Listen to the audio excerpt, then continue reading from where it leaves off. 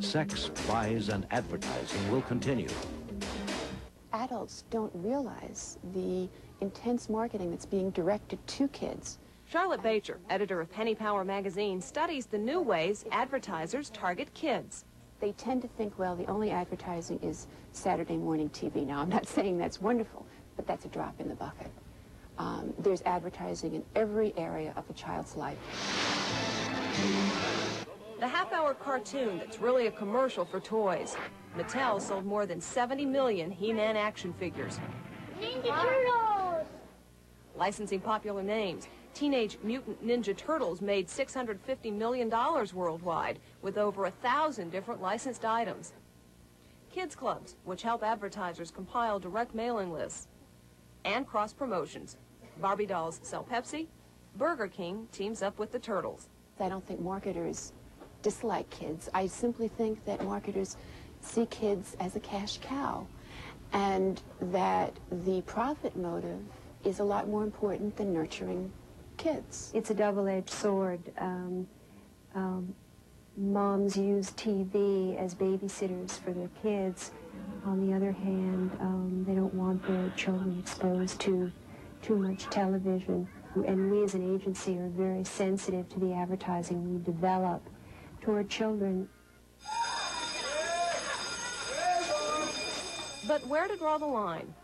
4,000 schools are participating in Whittle Communications' controversial Channel 1.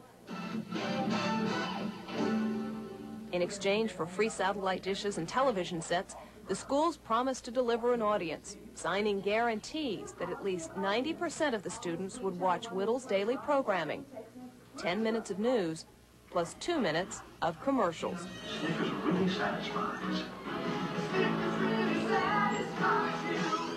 Channel 1 is the tip of the iceberg.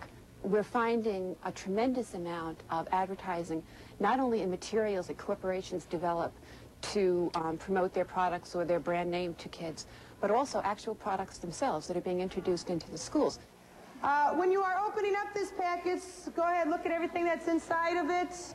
The kids are trading valuable information for those free samples. Answer these honestly. This is how we get these packets to come to us, and the company knows that you guys are getting them and you appreciate them. Director of the sample program, Sally Welch. We have a database now of over 10,000 teachers who participate in 9,000 schools, representing 2 million kids. The distributor of the sample packs, Modern Talking Pictures, has been supplying corporate-sponsored educational materials to the classroom for 50 years. September 23rd, 1938, by the Westinghouse Electric and Manufacturing Company. The pitch used to be subtle, but today the salesmanship is blatant. It's Busch Gardens, the old country in historic Williamsburg, Virginia.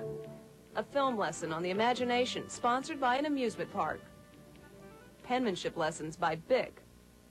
Geography from Pepsi. These messages are powerful. I mean, they're well designed. They work. California State Superintendent of Schools, Bill Honig. My deepest objection to this whole commercialization of the schools is it enforces the message, or reinforces the message, that these values are the most important values. Not work hard, take the long view, put out the effort, figure out what you want to do in life, take conscious control of yourself. Those are different messages than give in to this desire and buy this product. What can a parent do? Try to protect their youngster. It's very difficult because parents are besieged by many, many requests, and parents also have a lot of guilt motives. I mean, especially if they're both working and they're not spending all the time they feel they should with the child. If the child begs for every Mutant Ninja Turtle thing around, the parent is going to feel, well, that's the least I can do for the child. 16-year-old Bradley Powell begged his mother for a pair of Nike Air Jordan sneakers. They cost him his life. That's what the kids want because Michael Jordan said they're the best. And that's what they want. They want the best. Bradley was one of the best. This local news story praised his efforts to mentor younger boys.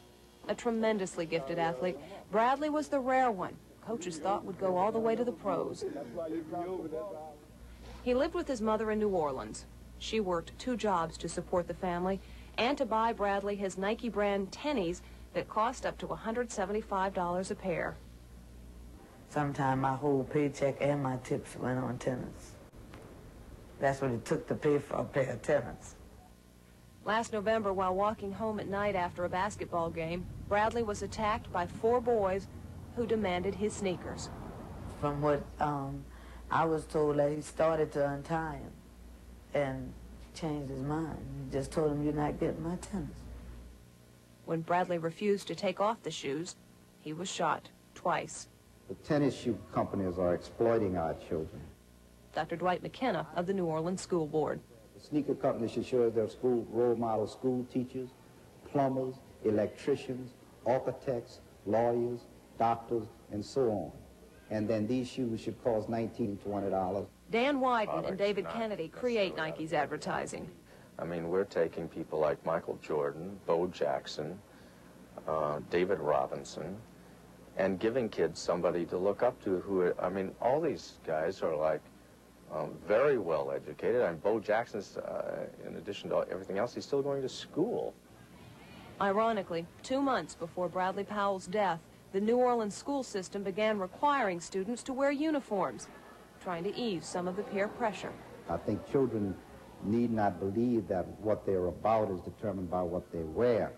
I think that they need to be in this for the long haul, and that their identities are not going to be determined by some kind of name brand clothes on their back.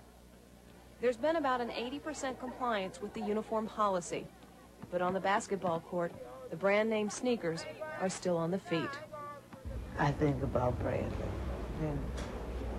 I see him in other children. Most of them, before it's Bradley, I think he felt like a star with these shoes on.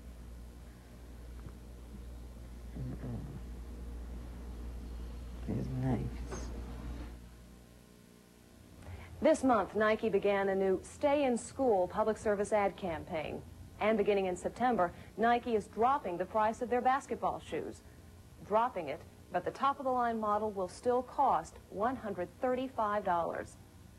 When we come back, a look at ads that aren't what they pretend to be.